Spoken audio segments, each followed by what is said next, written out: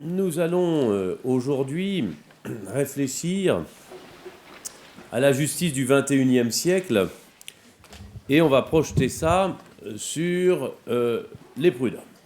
C'est pas forcément un nouveau métier du droit, mais c'est une nouvelle peut-être façon de pratiquer le droit que j'ai souhaité ce colloque. Et je l'ai souhaité aussi parce qu'un de mes clients m'a dit, pour moi, j'ai une image des avocats qui est celle de deal breaker, c'est-à-dire de rompeur d'accords. Alors que dans certains cas, et c'est ce qu'il me disait en tout cas avec moi, vous pouvez être des deal makers, des faiseurs de deals. Alors la négociation, elle va être bien menée avec un DRH compétent comme Mathieu Fouquet. Ensuite, il y aura Valérie qui va s'occuper de l'aspect droit du travail. Moi, je ne vous ferai pas payer d'impôts. De toute façon, le contentieux, il durera 10 ans et puis on ne payera rien. Et puis ensuite, pour retrouver un travail, on aura la meilleure spécialiste en outplacement. Un des éléments que vous évoquiez, c'est l'outplacement, et je vais dans ce cas laisser la parole à Isabelle Satic. Alors effectivement, je vais vous parler d'outplacement. L'outplacement, un métier absolument passionnant qui consiste à accompagner un cadre ou un dirigeant à un moment crucial de son parcours professionnel pour l'aider à construire un nouveau projet qui soit porteur pour lui.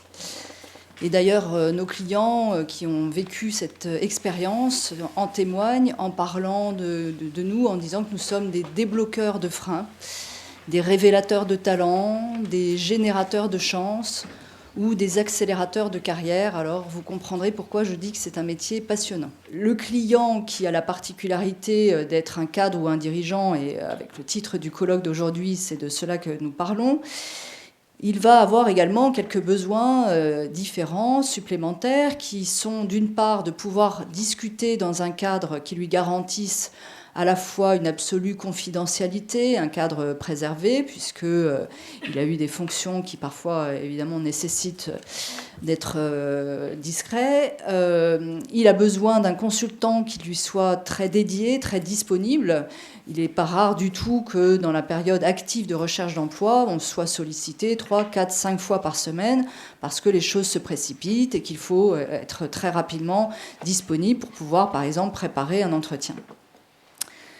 Il a besoin de techniques de recherche d'emploi qui soient les plus actuelles possibles, et avec l'émergence des réseaux sociaux depuis déjà quelques années, une dizaine d'années, qui ne cessent d'affiner, de multiplier leurs fonctionnalités, il faut évidemment être très au fait de toutes ces techniques pour pouvoir avoir là aussi un support efficace.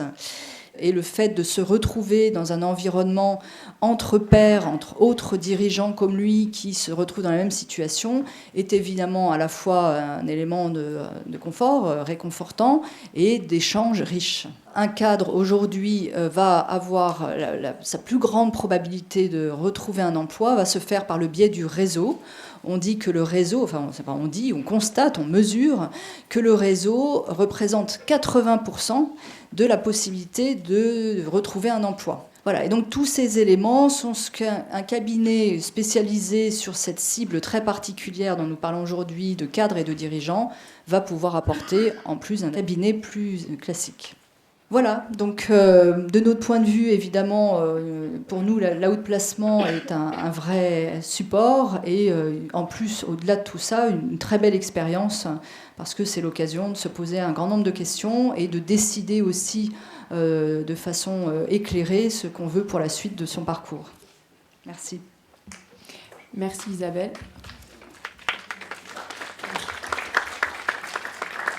J'ai le plaisir de vous rappeler une citation de Machiavel dans Le Prince qui disait que l'habituel défaut de l'homme est de ne pas prévoir l'orage par beau temps.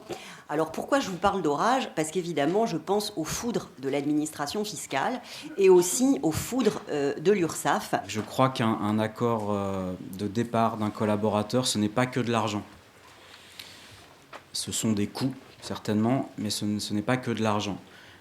Et je vois de plus en plus de collaborateurs qui vont être sensibles dans une négociation à ce qu'on leur propose aussi des solutions pour après. Je voudrais laisser de nouveau Mathieu Fouquet rebondir sur la question de l'outplacement en lui demandant si l'entreprise a un intérêt à accepter finalement à intégrer un outplacement dans la négociation. Oui. En étant court, oui. L'intérêt, il est bien évident. moi, j'y ai recours assez souvent.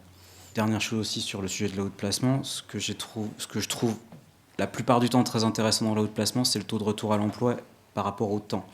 Parce que ça fait gagner, certes, 8 mois de salaire, mais ça fait aussi gagner, je crois, ou économiser des mois de couverture acédique qui peuvent être aussi assez importants et qui sont à la fois de la responsabilité de l'entreprise, à la fois de la responsabilité aussi du collaborateur et bien évidemment de la haute placement.